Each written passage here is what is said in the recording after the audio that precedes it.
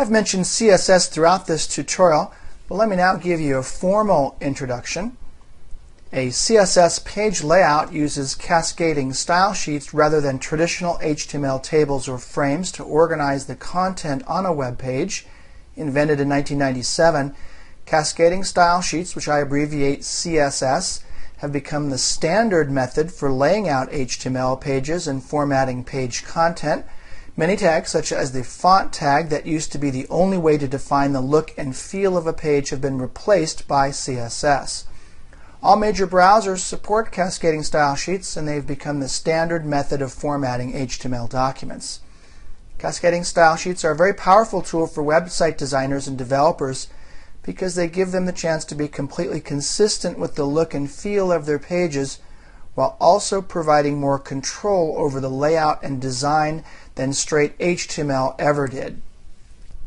There are three parts to CSS, and I'll be covering each of these parts. In fact, I'll be organizing my presentation of CSS around or because of these three parts, and that is, they have styles, CSS has placements, and also CSS cascades.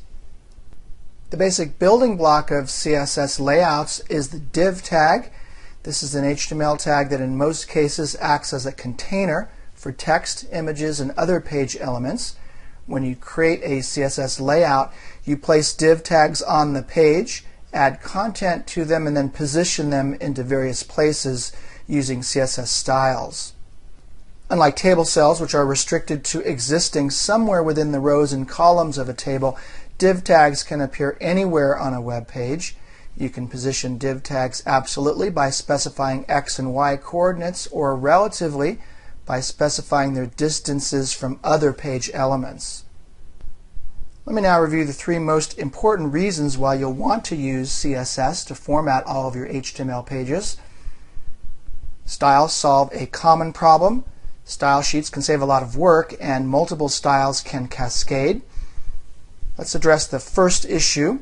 HTML tags were originally designed to define the content of a document. The layout of the document was supposed to be taken care of by the browser without using any formatting tags. However, the two major browsers at this time, Netscape and Internet Explorer, continued to add new HTML tags and attributes like the font tag and the color attribute to the original HTML specification in order to format the content in these browsers. However, it became more and more difficult to create websites where the content of the HTML documents was clearly separated from the document's presentation layout. Also, with all those different tags, content was starting to be formatted differently in the two major browsers. Now, to solve these differences, the Worldwide Consortium, the W3C, the non-profit standard-setting consortium responsible for standardizing HTML, created styles as an addition to the HTML 4.0 specification. Currently, all major browsers now support cascading style sheets. Second, style sheets can save a lot of work. Style sheets define how HTML elements are to be displayed, just how the font tag and the color attribute were used in HTML 4.0 before style sheets. Styles are normally saved in external .css files. External style sheets enable you to change the appearance and layout of all the pages in your website just by adding one single CSS document or by making one single change to your CSS document. CSS is a breakthrough in web design because it allows developers to control the style and layout of multiple web pages all at once. As a web developer, you can define a style for each HTML element and apply it to as many web pages as you want. Again, to make a global change, simply change one of your styles or one of the aspects of the styles or properties of the styles, and all the elements that are formatted with that style in your website will be updated automatically. And the third reason is multiple styles can cascade into one. Style sheets allow style information to be specified in many ways.